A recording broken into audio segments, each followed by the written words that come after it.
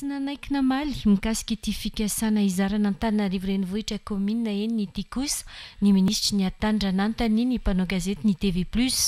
Nambarany fa tsy ampy ny fampahafantarana ny mikasika ity volavolan-dalana ity ka izay ho izy na tonga ny fandikana vilany ity volavolan-dalana momba ny fitsinjaram-pahefana. Lalana décentralisation moa zany misy le hoe fitsinjarana n'Antananarivo izay betsaka ihany no menimena mikasika an'izay ahoana ny fahitan'ny ministère zay na hoe ny gouvernement amin'izay mihitsy satria hoe projet de loi tsy amaly an'izay aloha fa le vaovao androany no tiako resana aminareo tiako ihany manamarika satria marina fa mety tsy ampy arety moa zany baboana zany fa tena tsy ampy de tsy ampy ny communication angamba mahatonga ny olona lasa betsaka zany no ny manaratsy betsaka ny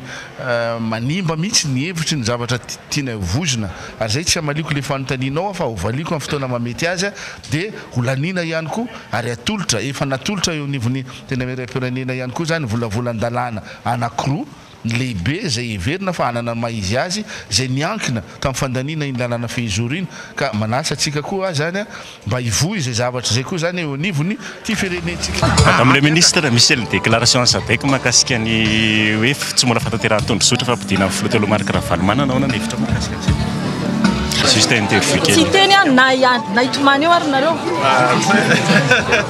Zavatra miandry fitondram-panjakana ary tsy nandrasana ela akory de fa fietreretana ny famolavolana ny atao hoe stratégie nationale de développement local satria tsy ampy ny lalana fehizora fa tiana ihany koa ny andeha lavidavitra koa eo amin'ny fanatanterahana zany hoe stratégie mpanjakana na paikady natanterahana zany hoe fampandrosoana iny fotony zany hitatsika fa